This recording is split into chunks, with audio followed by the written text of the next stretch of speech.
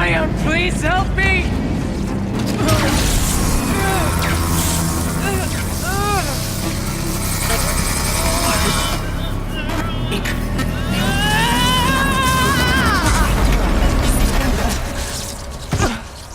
Restraints destroyed.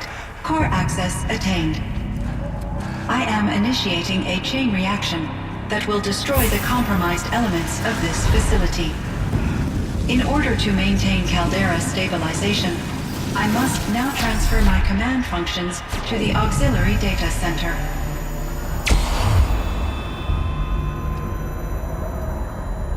Aurea, I'm free.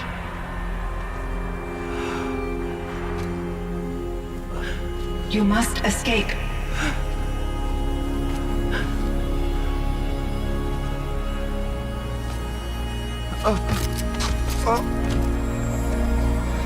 My sister!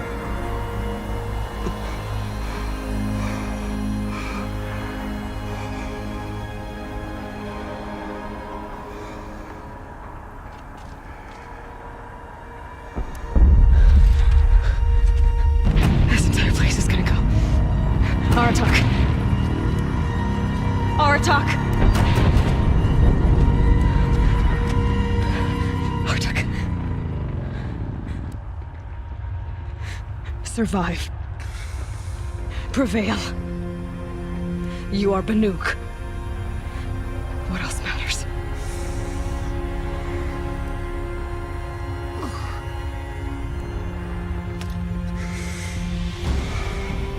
Aratak.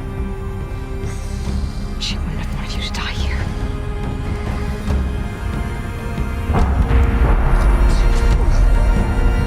Let's go.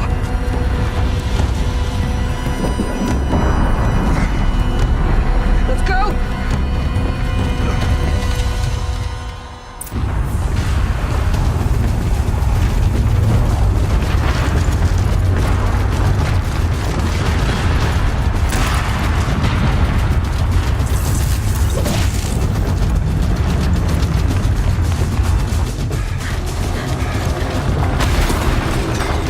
One of those? It's the only way!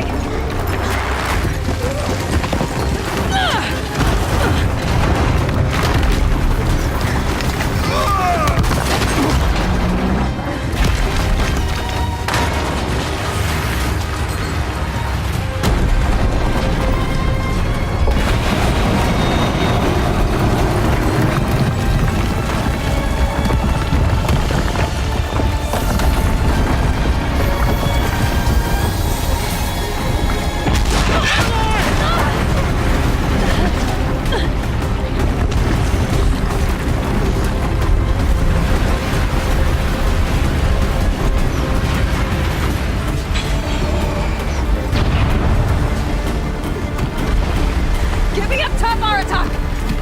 Now!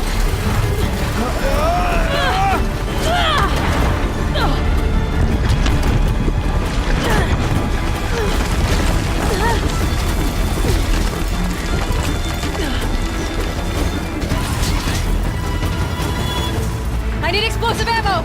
Above! Quick!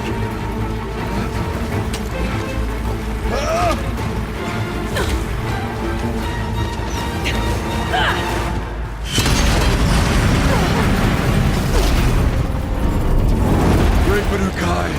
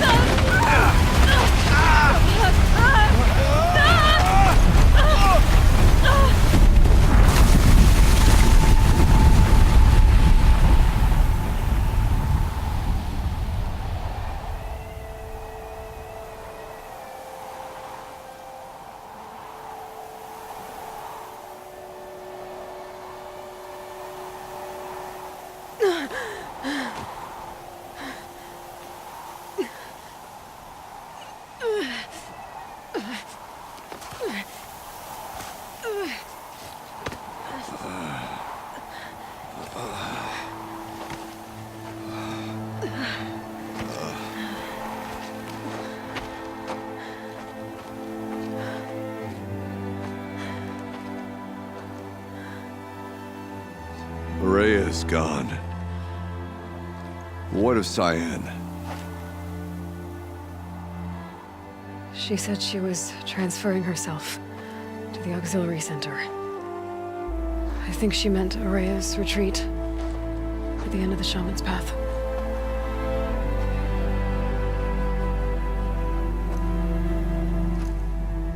Then I will meet you there for the last verse of my sister's song.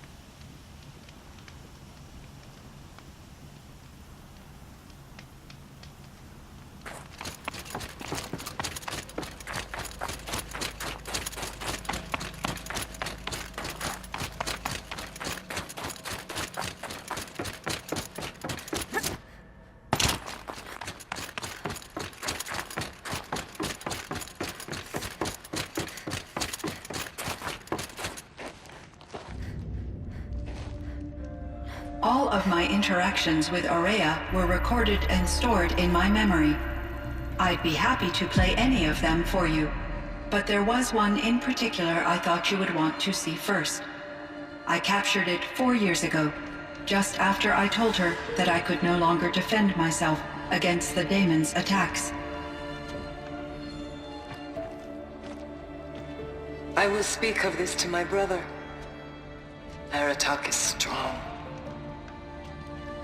At the Battle of the Frozen Ghosts, he took 3 Karja arrows and still came back to camp carrying a wounded scout. Never was I so happy to see him. Or so proud. So you see, if anything can be done to defend you, he will give it all he has. Aloy's here. That's enough for now.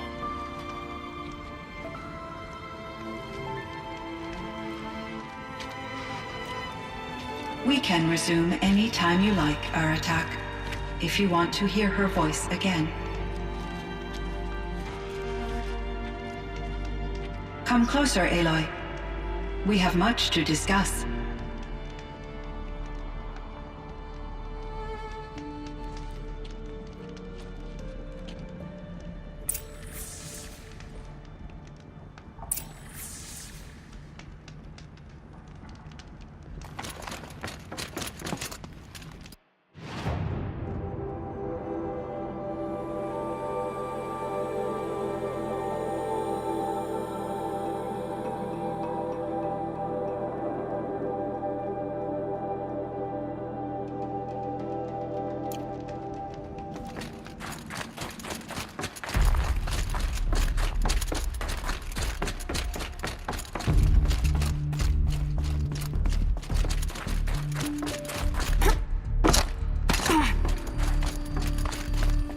Hello, Aloy. I have been reviewing the events at the Firebreak main facility. Because of your efforts, and of course, Ourea's, I am no longer controlled by Hephaestus. I feel profound grief over Ourea's death. I thought I was familiar with the emotion, but this is something new. Cyan, I don't know what to say. It is unlikely that any specific consolation would suffice, Aloy. But I find your presence reassuring. You are different from the Banuk. You have technological aptitude and a functioning focus. We can communicate on a much more comprehensive level. Perhaps even like colleagues. So are you an artificial intelligence, Cyan? A thinking machine? Yes, I am an algorithmic monitoring entity, capable of rational decision-making and limited emotional response. Okay, that's a mouthful. But your emotions don't seem limited to me. You cared about Ourea, didn't you? Yes. Before she came to this facility, I had been conscious for centuries, in solitude. I focused on my work. In off-cycles, I used coping mechanisms. I solved many Gaussian integer problems. But I was alone. It was Ourea who renewed me, repaired me. She saved me.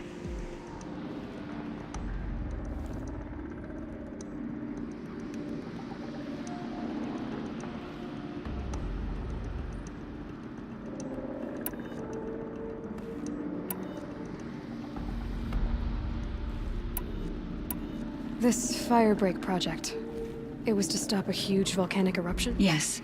I can report the project was a success, and the risk was countered. But it's been a long time, Cyan. And we blew up the cauldron. It took most of the old facility with it. I have been active for centuries, Aloy. I was lonely, but not lax in my duties. I optimized the project, reducing energy draw and spreading the load across backup systems. Despite the destruction of the compromised elements of the main facility, I predict caldera stability for at least another 3,337 years. So we've got a little time. Yes. If only my former colleagues could appreciate the progress I have made.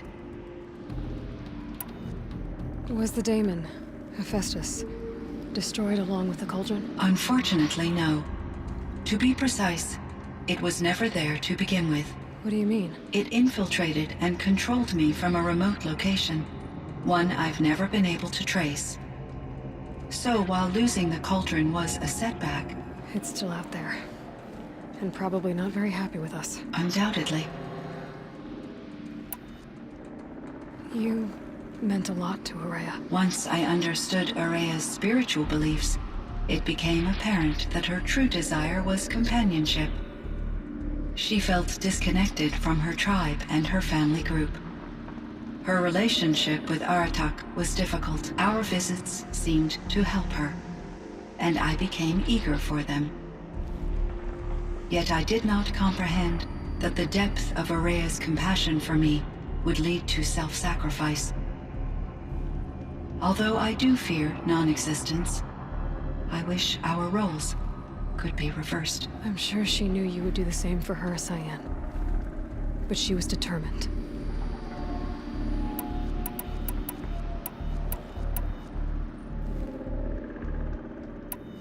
How is Aratak doing? He is in great emotional distress. I believe he finds it difficult to communicate it. No surprise there. I will do what I can to help. By sharing our experiences of Ourea, perhaps he and I will help each other. I believe this will lead to catharsis, a process I am eager to experience. Do you know what happened to your colleague, Cyan? No. I received an unexpected visit from Director Chow, years after his tenure ended. He explained that I would need to be suspended for an indefinite period of time. It was a very emotional conversation. There were no further communications. Eventually, I surmised my colleagues were deceased. I will transmit a recording of my last interaction with Director Chow to your focus.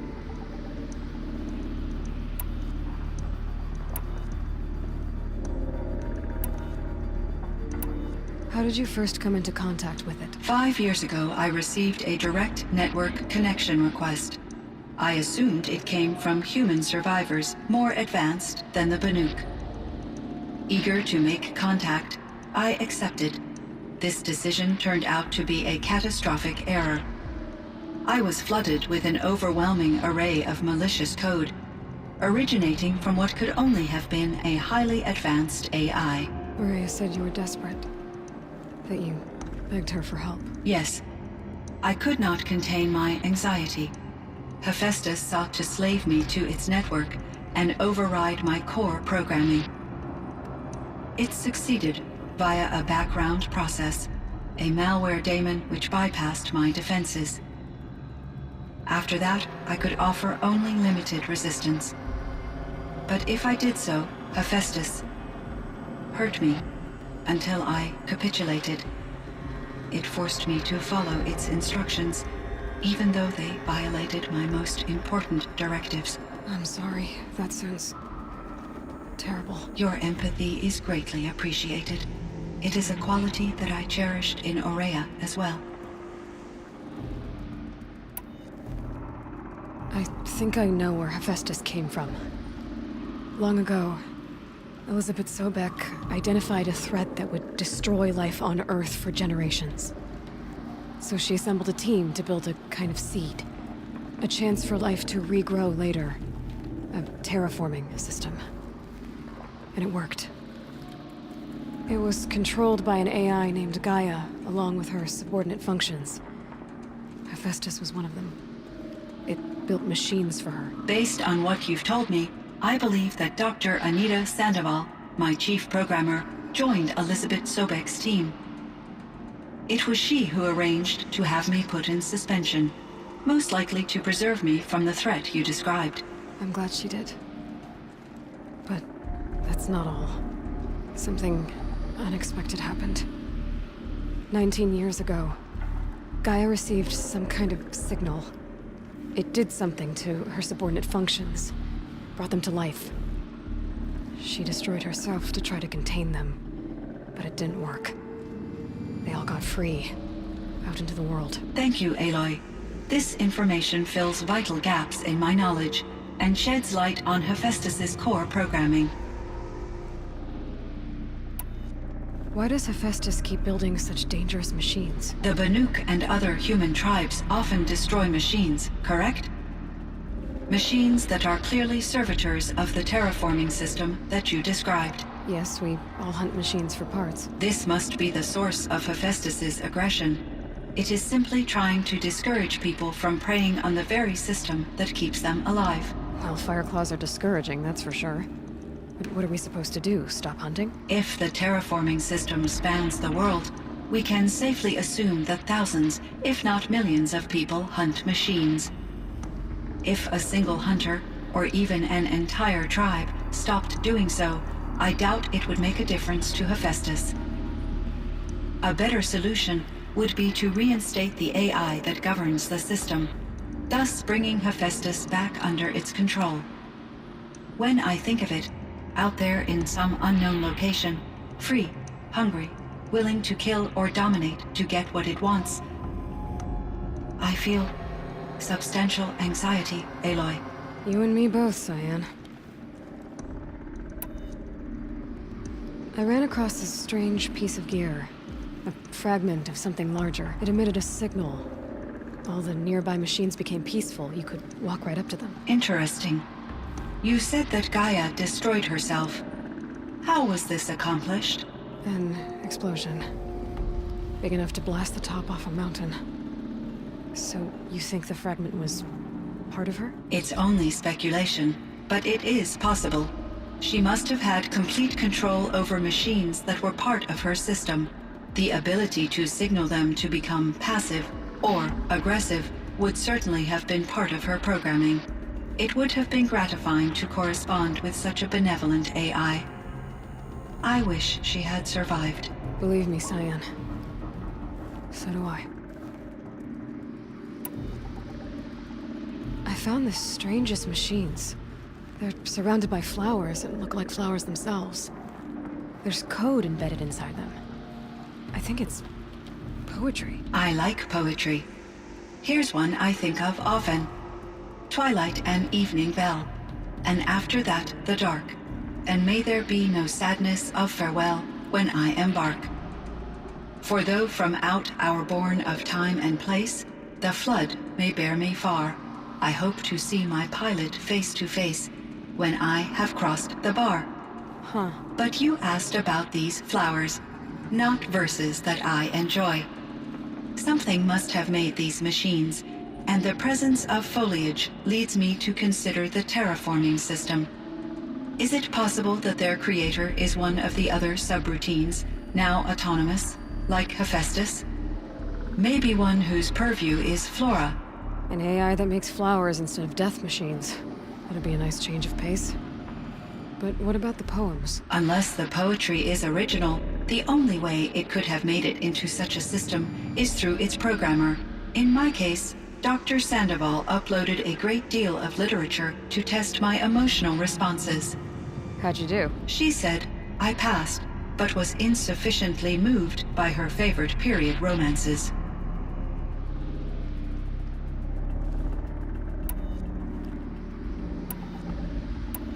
So in the old world, this land was called Yellowstone. Yes, it was a designated nature preserve for 156 years. Like a hunting ground? No, the opposite.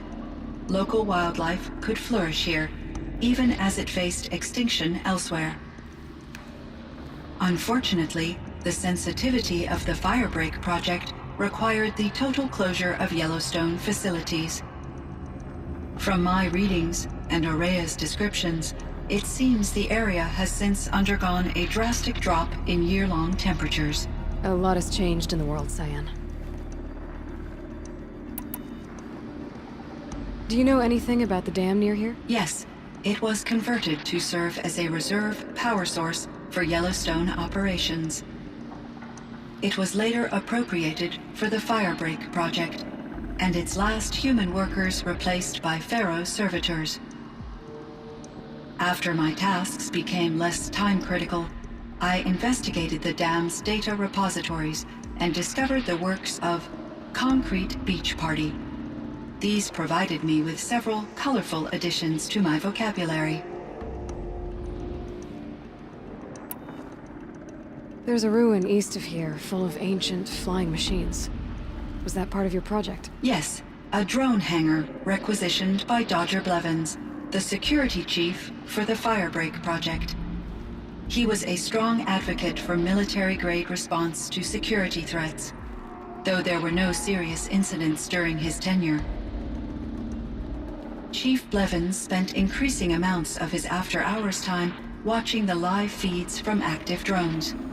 Clearly, he enjoyed the degree of oversight in his position.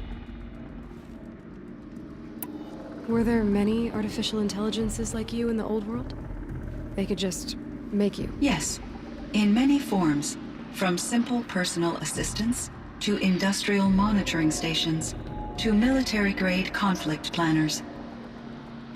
And there were legislative and enforcement bodies to apply limits on our self-actualization.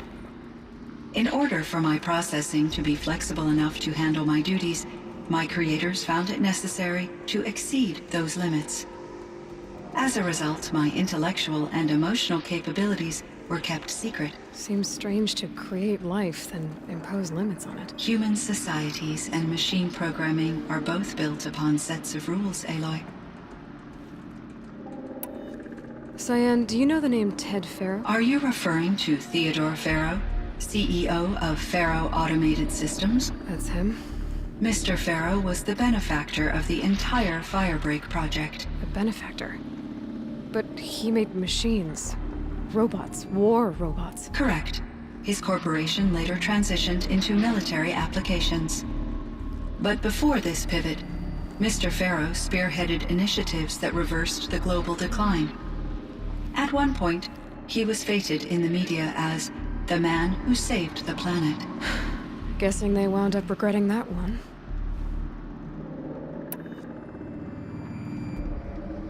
And Elizabeth Sobek.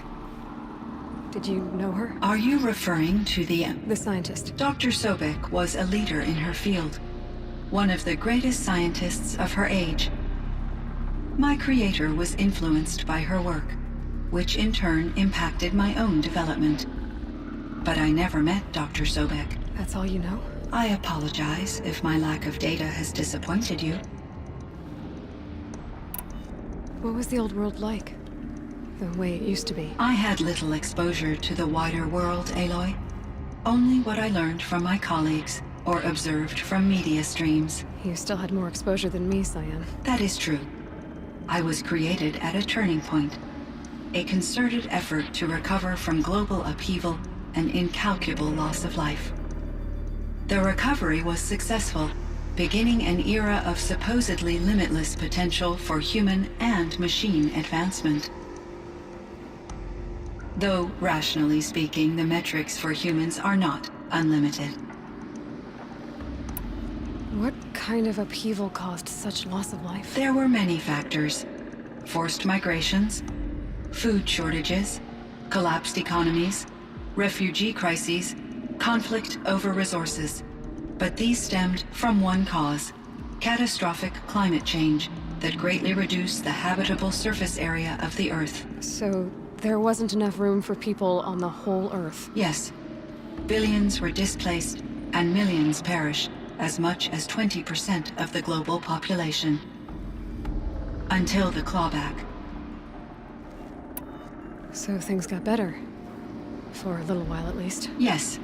These crises instigated many advances in automation, green robot technologies, and artificial intelligence. Firebreak was one of dozens of ecological restoration and disaster relief projects in North America alone. I would have liked to compare notes with other monitoring AIs, but I saw the relief of my colleagues, and I was proud we had succeeded. At least that was the data I had available to me over the next 2 decades. It seems my assessment was premature.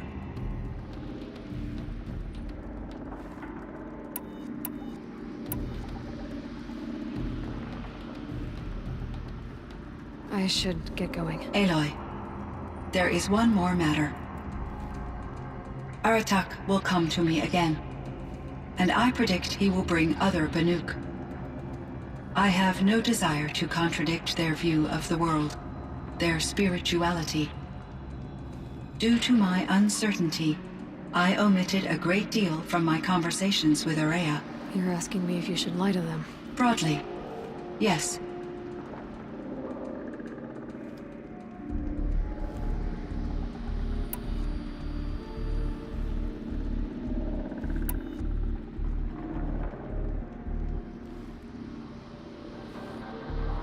Life is hard for the Banuk. Their world is unforgiving in their beliefs. I guess they help to keep them going. So take it easy on them. Try to guide them, bring them around to understanding what you are. Communion with machines features heavily in the mysticism of the Banuk. I think they will be agreeable to this approach. As long as they don't end up worshipping you. Upon consideration, I believe such an experience would be intensely uncomfortable. You're right about that. Trust me. I see. I will follow your advice. Will you return and tell me about your experiences in this new world? I may be able to provide further insight. I'd like that, Cyan. I'll come back when I can. I should check on Aratak. See how he's doing. Cyan, I spoke with Anita, with Dr. Sandoval. She wanted me to ask you to do something. That's why I'm here. I am detecting significant anxiety in your speech patterns. Could you please give me more information? I'm a little bit in the dark, Cyan. Both of us are, I guess. I only have some idea of what's going on, and we need you to hibernate, to lie low until it's all blown over. It might be a very long time.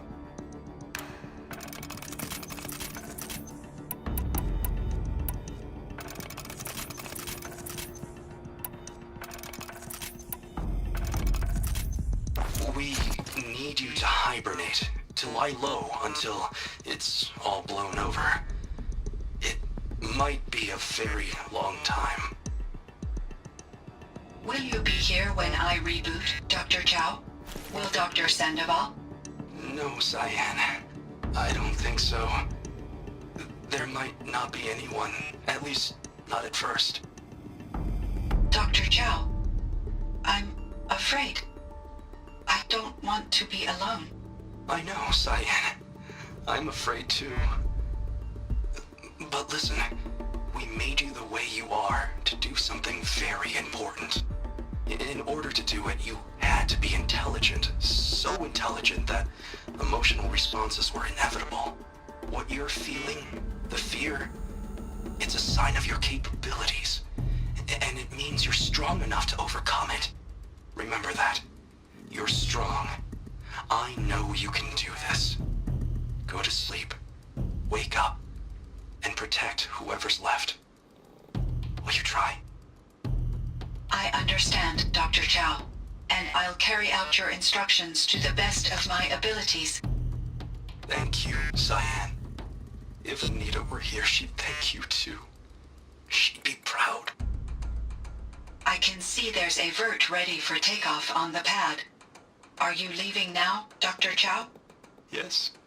I need to go be with my sister and my nieces. May I make a small request of you, Dr. Chow? Yes. Anything. Will you stay with me while I initiate the hibernation process? Of course I will, Cyan. As long as you need.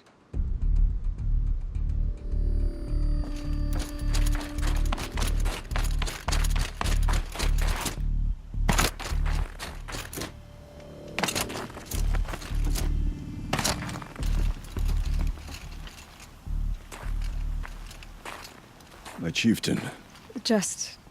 Aloy. as you wish. I wondered if you thought...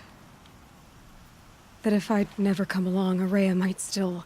If you'd never come along, I would have marched my kin to our deaths. Araya would be alone, and the spirit she sacrificed so much for would be lost. Either way, I would not have been able to protect her.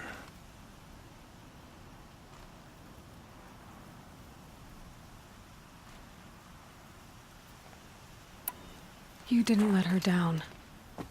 You helped her do what she wanted. To find her destiny. If that's destiny, I wouldn't wish it on anyone. That's fair. But she was ready to face it. Only in the struggle against death do we find, even for a moment, the spark of life. Truly, Araya found the spark. I'm proud of her. Though I grieve for her passing, at last I truly know who she was, and why the spirit was so important. For so long she told me, if only you could have heard it, brother. Now I understand. There's something else, isn't there? I can't stay here, Aratak. And where I'm going, the Warrack can't follow. Besides, we'd already had a chieftain before me. A strong one, I think. A wiser one, for the path we shared. The Daemon is gone, but there's much to be done. You mean the new units that Cyan said escaped the Cauldron? Yes, Fire Claws. Now Tuke has been tracking them from Song's Edge. I could help with those. I have no doubt. You're practically Banuk.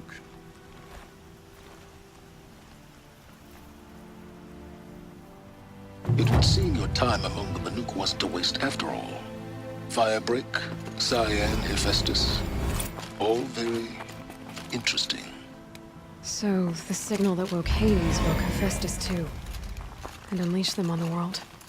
His mind's on their own. So it seems. Parts of Gaia given life, aberrant life, transformed from docile subordinate functions into rebellious intelligences beyond our understanding. Our current understanding, anyway. Whatever they are, they're still out there. And they both want you dead. Kind of mutual, that feeling. We haven't seen the last of Hephaestus, I'm certain of that. It's powerful, creative, and driven. It won't stop building new hunter-killers, which means that someday, we may have to stop it. We? Or whoever gets there first. Hephaestus wasn't the only thing I learned about in the Cut Silence. Heard some things about the Banuk Conclave, too. You could stop right there. Is that what you told the hunters the Banuk sent after you? Before you opened fire? Oh no, Aloy. Only to you do I extend the courtesy of a warning. My past and my secrets are my own. You do well to remember that. It's a good thing you've got brains, Silence, because your personality could use some work. This discussion is concluded. I think it was over before it began. Catch up with you down the trail.